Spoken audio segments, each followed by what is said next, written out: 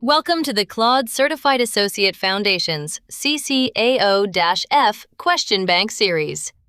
In this video, I've got 15 exam-style practice questions lined up for you, covering the kind of prompting, output evaluation, product and model selection, workflow integration, projects configuration, responsible use, and troubleshooting scenarios you'll see on the real CCAO-F exam. Each question comes with the correct answer and a full explanation, including why the wrong options are wrong. Here's how to get the most out of this. When a question appears, pause the video, pick your answer, then hit play to check yourself. Ready? Let's dive in. Question 46.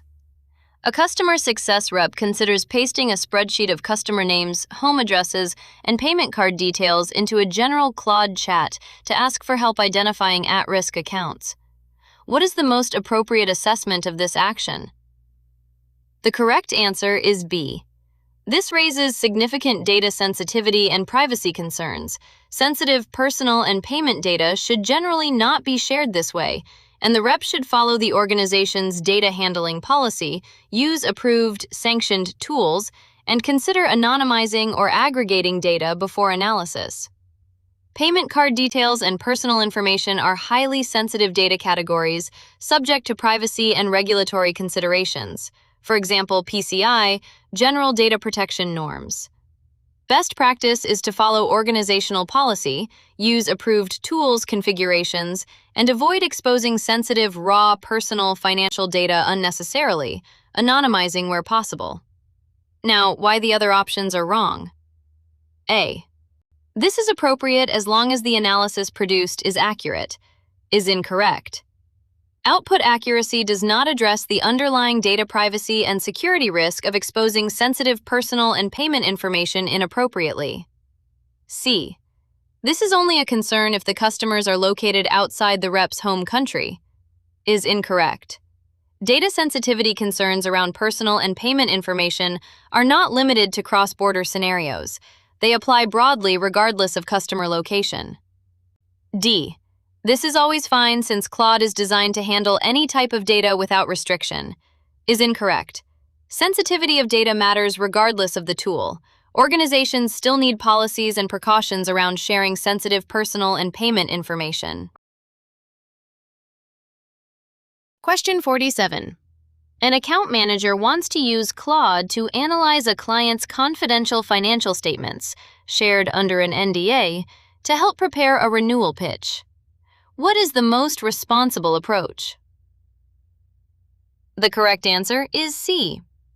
Before using any AI tool, check the NDA and organizational policy for restrictions on sharing this data with third-party services, including AI tools. Use an approved, sanctioned configuration if permitted, and avoid using it at all if the NDA or policy prohibits it. Confidential data under an NDA is subject to contractual restrictions. Responsible use requires checking whether sharing it with any third-party service, including an AI tool, is permitted, following organizational governance, and using only approved configurations, or not using AI for this data at all if prohibited. Now, why the other options are wrong? A. Paste the full confidential financials into a personal, unmanaged Claude account without checking the NDA terms or company policy on third-party AI tool usage is incorrect. This ignores both contractual obligations, the NDA, and organizational governance around handling confidential third-party data with AI tools, creating legal and compliance risk. B. Assume NDAs never apply to AI tools since AI is a newer technology not anticipated by older contracts. Is incorrect. NDA confidentiality obligations generally apply regardless of the specific technology used to process the data. Assuming otherwise is a risky misinterpretation. D. Share the financials only with close colleagues via Claude, since sharing within the same company is never a governance concern. Is incorrect. Even internal sharing must still respect the NDA's terms and organizational data handling policies. Internal distribution does not automatically make it compliant. Question 48. A demand generation manager asks Claude to draft a bulk marketing email campaign targeting a purchased list of contacts, several of whom are located in the European Union. What is an important regulatory consideration this manager should keep in mind before sending? The correct answer is A. The manager should verify that sending to these contacts, especially the EU-based ones, complies with applicable data protection and marketing consent regulations, such as GDPR-related requirements, before sending, since Claude cannot independently confirm the list's compliance status. Emailing purchased contact lists, particularly involving EU recipients, raises regulatory considerations around consent and data protection, for example, GDPR-related rules. Claude can help draft copy, but cannot verify the list's legal compliance status. That requires human due diligence with relevant expertise. Now, why the other options are wrong? B. None.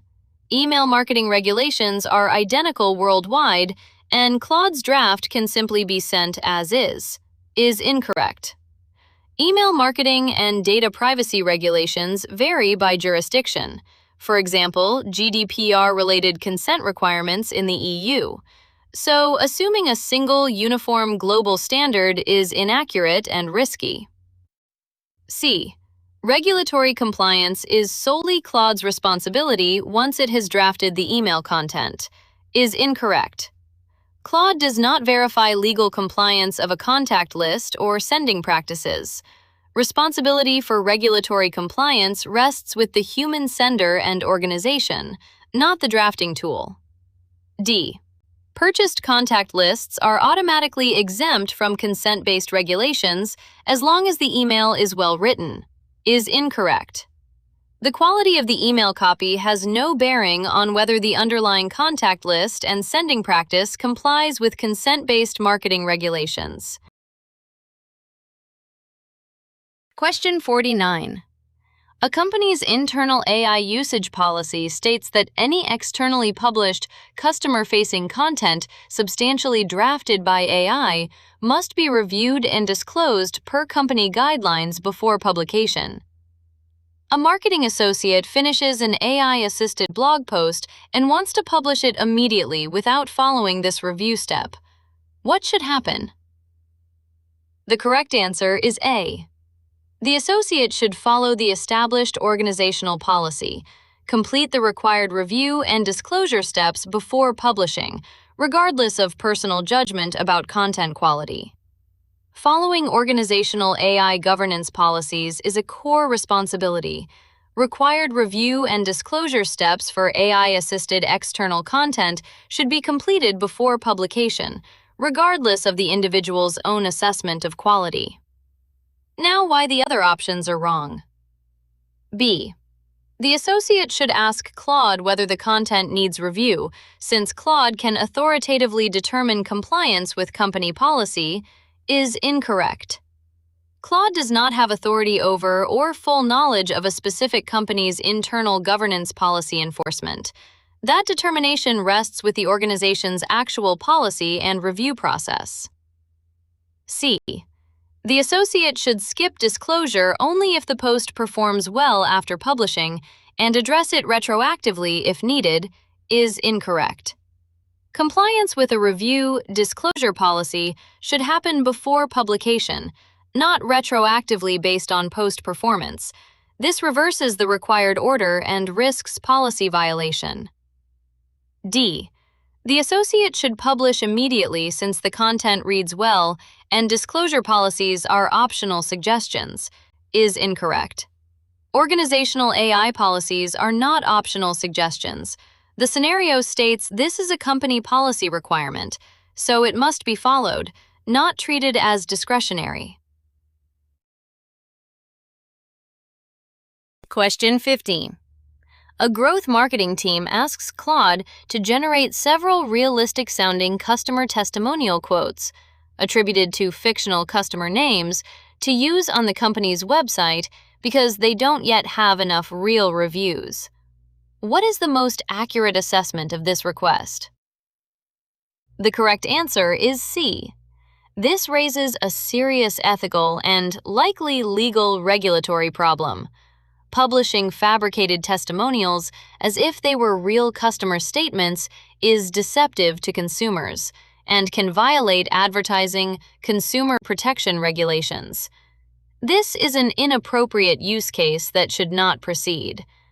Fabricating fake customer testimonials and presenting them as genuine is a deceptive practice with real ethical implications and potential regulatory consequences. Many jurisdictions restrict deceptive advertising, including fake reviews/testimonials. This is an inappropriate use of AI-generated content, regardless of how well written it is. Now, why the other options are wrong? A. This is acceptable as an internal placeholder, but automatically becomes acceptable to publish externally once the company reaches a certain size, is incorrect. Company size has no bearing on whether publishing fabricated testimonials as genuine is deceptive. Internal placeholder use for illustrative purposes is different from publishing fake content externally as real. B. This is a reasonable, common practice as long as the testimonials describe plausible, realistic experiences.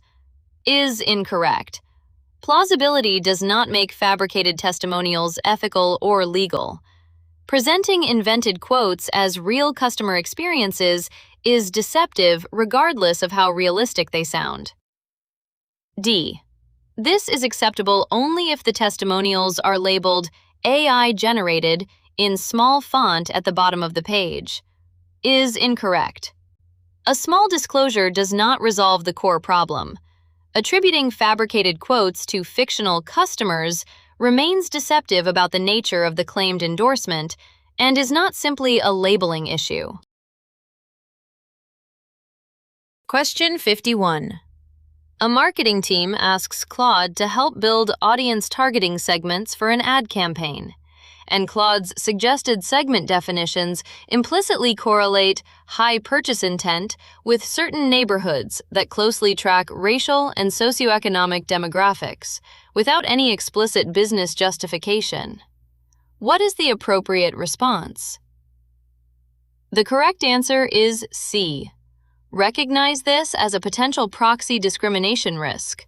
Scrutinize whether the targeting criteria have a legitimate, defensible business rationale independent of demographic correlation, and revise the segments, or consult legal/compliance to avoid discriminatory targeting. When targeting criteria closely track protected class correlated demographics without clear non-demographic business justification, this raises a proxy discrimination risk. Responsible use requires scrutinizing and revising such criteria and involving legal/compliance expertise as needed, rather than deploying them as is. Now, why the other options are wrong? A. Use the segments as generated since Claude's suggestions are inherently free of bias. Is incorrect. Model outputs are not inherently free of bias. They can reflect patterns that produce discriminatory proxies, which is exactly the concern raised here and needs scrutiny, not blind acceptance. B. This is only a concern in regulated industries like housing and credit, not general consumer marketing. Is incorrect. While housing and credit have especially strict legal protections, discriminatory targeting practices raise ethical and, in some jurisdictions, legal concerns across other marketing contexts as well, and should not be dismissed as irrelevant here. D. Ask Claude to remove only the neighborhood names from the output while keeping the same underlying targeting logic. Is incorrect. Simply hiding the neighborhood labels does not change the underlying discriminatory correlation in the targeting logic itself. The criteria need to be substantively reconsidered, not just relabeled. Question 52. A product marketer wants to use Claude to draft an internal brainstorm of possible future product claims for a device still in early development, versus a separate task of finalizing exact claims that will appear on public packaging. How should the level of scrutiny differ between these two use cases? The correct answer is A. The internal brainstorm can be more exploratory and speculative since it's for internal ideation only, while claims destined for public packaging require rigorous fact-checking, substantiation, and likely legal regulatory review before finalization, since they carry consumer-facing legal exposure. Appropriate use recognizes that internal exploratory brainstorming carries different risk than finalized public-facing claims. Packaging claims require substantiation and legal review due to consumer protection and advertising regulations, while internal ideation can be more free-form as a starting point for discussion. Now, why the other options are wrong? B. Public packaging claims need no special review as long as they originated from an internal brainstorm session first, is incorrect. The origin of an idea, from a brainstorm, does not exempt final public claims from requiring fact-checking and legal regulatory review before appearing on packaging. C. Neither task needs any review since both are just marketing exercises, is incorrect. This dismisses the real regulatory and legal risk associated with finalized public product claims, which does require review, unlike low-stakes internal brainstorming. D. Both tasks require identical scrutiny since any Claude output could theoretically become public, is incorrect.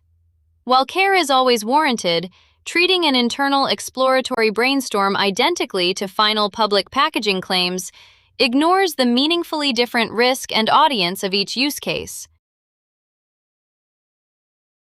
Question 53. A regional sales director asks Claude to review and summarize the risk terms in a $2 million vendor contract, and then plans to sign off on the deal based solely on that summary, without any legal team involvement, to save time. What is the most appropriate governance concern here? The correct answer is B. Claude's summary can be a useful starting point to help the director understand and organize the contract terms, but a significant financial, legal commitment, like a $2 million vendor contract, should still go through appropriate legal or contract review processes before final sign-off, since Claude's summary is not a substitute for qualified legal review. Claude can meaningfully assist by summarizing and organizing complex contract terms, but for high-stakes legal and financial commitments, organizational governance should require qualified human, legal review before final approval. Treating an AI summary as sufficient for sign-off skips necessary risk controls. Now, why the other options are wrong? A. This is an efficient and fully appropriate use of Claude, since contract summarization is a straightforward task, is incorrect. While Claude can help summarize and highlight terms for review, relying solely on that summary to approve a significant financial and legal commitment without qualified legal review is a governance gap, not an efficient shortcut. C. This is only a problem if the contract value exceeds $10 million, is incorrect. There is no indication that a specific dollar threshold like $10 million is the relevant governance line. The core issue is bypassing qualified legal review for a significant contractual commitment, which is a concern well below that arbitrary figure 2. D. The sales director should ask Claude to legally certify the contract as sound before signing, is incorrect. Claude is not a licensed legal authority and cannot provide legal certification. This does not substitute for genuine, qualified legal review. Question 54. A customer insights analyst wants to use Claude to identify patterns in customer complaint data that includes names, email addresses, and detailed personal circumstances. For example, health-related complaints about a product. What privacy-conscious steps should be taken before running this analysis? The correct answer is C. Where possible, anonymize or de-identify the data, removing or masking names, emails, and unnecessary sensitive personal details before analysis, retaining only what's needed to identify the patterns, consistent with data minimization and privacy best practice. Data minimization and de-identification are core privacy-conscious practices. Strip or mask direct identifiers and unnecessary sensitive details before analysis, whenever the identifying information isn't actually needed to answer the underlying question about patterns. Now, why the other options are wrong? A. Submit the raw dataset with all identifying details and sensitive personal circumstances unchanged, since pattern analysis requires complete information. Is incorrect. Pattern analysis for general trends typically does not require retaining direct identifiers or full sensitive personal detail. Submitting raw sensitive data unnecessarily increases privacy risk. B. Skip any privacy precautions since the data is only being used for internal analysis, not external publication. Is incorrect. Privacy and data protection considerations apply to internal processing of sensitive personal data as well, not just to external publication. Internal use does not eliminate the need for precautions like anonymization. D. Privacy considerations only apply to financial data, not health-related complaint details. Is incorrect. Health-related personal information is typically considered especially sensitive and often subject to heightened privacy protections, not exempt from privacy considerations. Question 55. A marketer repeatedly asks Claude to make the ad copy better after each draft, but the revisions don't seem to move in a useful direction and quality stalls. What is the best troubleshooting step to fix this underperforming prompt pattern? The correct answer is D. Replace the vague instruction with specific, actionable feedback. For example, the hook in the first line is too weak. Make it more urgent. Or, this is too long for the platform. Cut it to 2 sentences. Giving Claude concrete criteria to act on. Vague feedback like, make it better, gives no concrete direction to act on. Diagnosing that the prompt lacks specific, actionable criteria and providing precise feedback, what's wrong and what change is wanted, is the correct fix for stalled iteration. Now, why the other options are wrong? A. Assume the model has a fixed quality ceiling and no further improvement is possible regardless of prompt changes. Is incorrect. This assumes a hard ceiling without first testing whether more specific, actionable feedback resolves the stalled quality, which is usually the actual fix. B.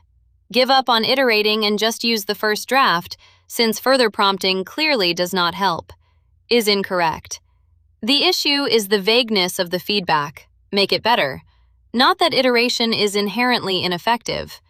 More specific feedback would likely still improve the output. C. Switch to a completely different topic and hope the ad copy issue resolves itself. Is incorrect.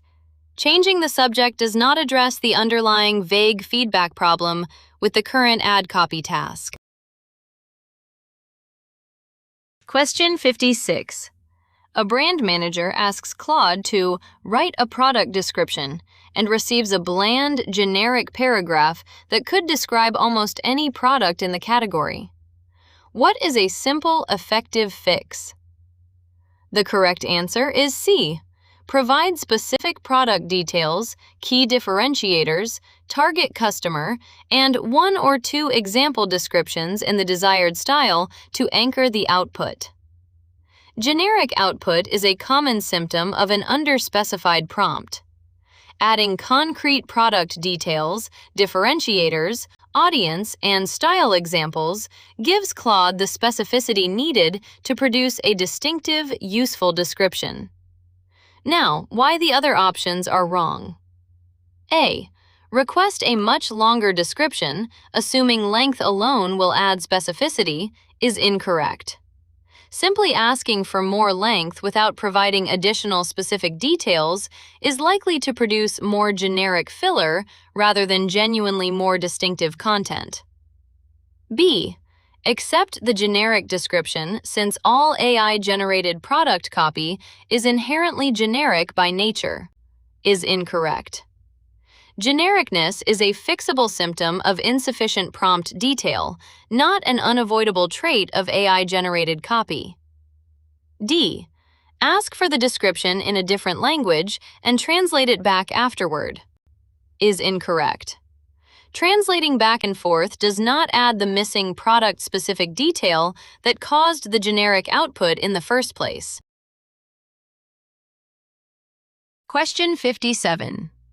A social media manager notices that the first 3 rounds of Claude-generated captions for a new campaign consistently miss the brand's playful tone, even after being told, "Be more playful" each time.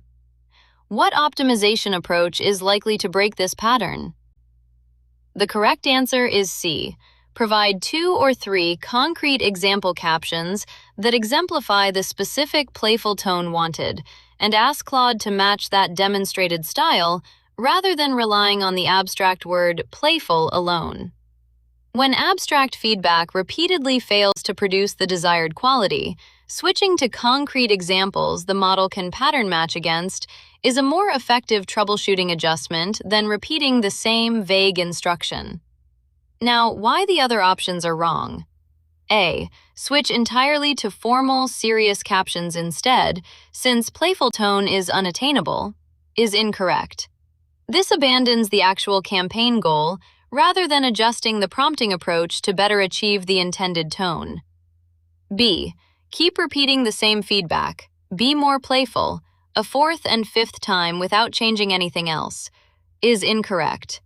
Repeating identical vague feedback that has already failed 3 times is unlikely to produce a different result. The approach itself needs to change. D. Conclude that Claude is fundamentally incapable of playful writing and abandon the task, is incorrect.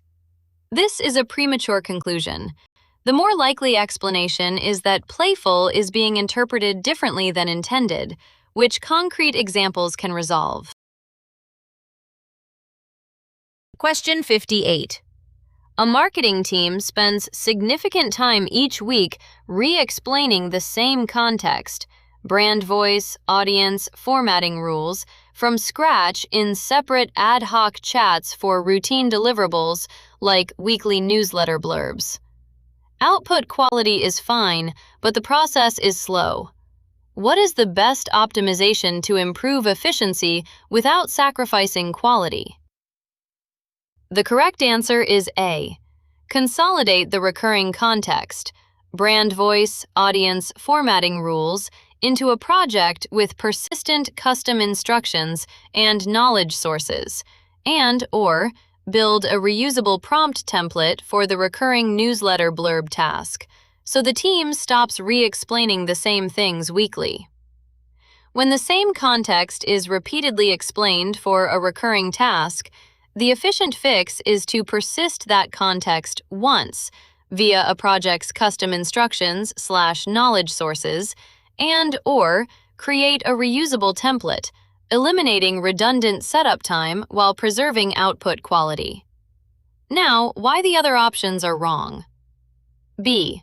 Continue the current ad hoc process, since re-explaining context each time ensures the freshest possible instructions, is incorrect. Re-explaining identical, unchanging context repeatedly adds no quality benefit and is purely a source of wasted time. This doesn't optimize the workflow. C. Have a different team member handle the re-explaining each week to distribute the workload evenly, is incorrect. Redistributing the same repetitive, unnecessary work across people does not eliminate the inefficiency. It just spreads it around rather than solving it. D. Reduce output quality expectations to shorten the process instead of addressing the redundant setup work, is incorrect. Lowering quality standards sacrifices the one thing that was working well. The actual inefficiency is the redundant context re-explanation, which can be fixed without touching output quality. Question 59. A content team generates weekly performance summary reports with Claude, but each week's report uses a slightly different structure and heading style, making it hard to compare reports over time. What is the most effective fix for this formatting inconsistency? The correct answer is D. Provide, or save as a reusable reference, an explicit template with the exact headings, order, and structure desired, and instruct Claude to follow that exact structure every week rather than leaving format open-ended. Formatting inconsistency across recurring outputs is typically fixed by providing an explicit, reusable structural template and instructing Claude to follow it exactly, rather than leaving structure to vary each time the request is made. Now, why the other options are wrong? A. Switch to a different model each week to see which one produces the most consistent formatting by trial and error. Is incorrect.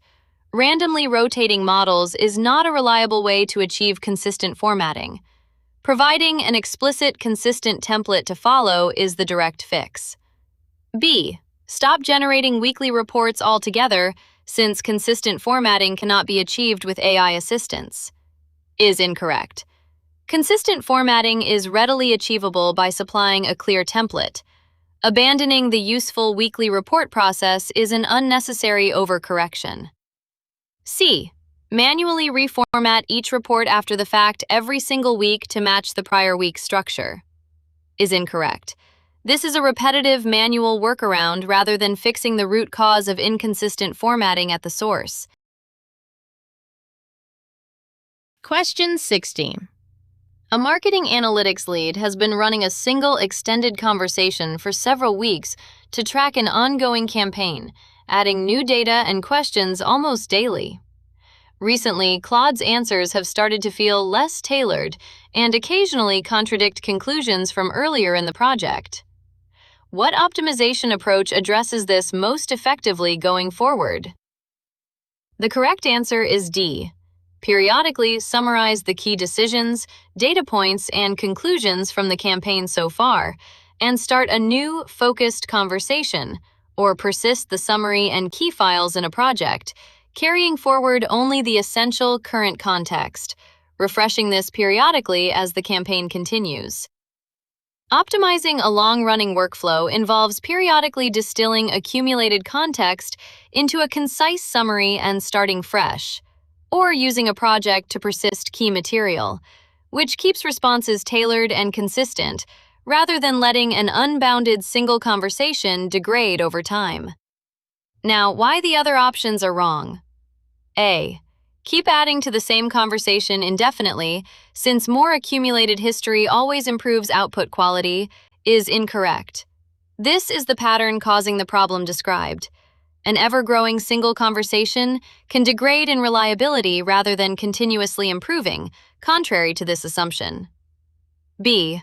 Switch to a lower capability model since contradictions are always caused by using too powerful a model. Is incorrect. Model capability tier is not the cause of context length-related drift in a long conversation. This is a conversation management issue, not a model selection issue. C.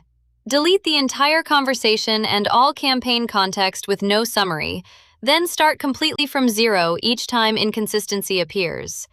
Is incorrect. Discarding all context without preserving a summary of key decisions loses valuable prior work. The better approach retains a distilled summary rather than starting from nothing. And that's a wrap on this video. Nice work getting through those 15 questions. If this helped, you're going to want the complete set. All 360 exam-style questions, with full explanations across all 7 CCAO-F domains, are available in my Udemy course, Claude Certified Associate Foundations, CCAO-F 6 Practice Tests. The link is in the description below.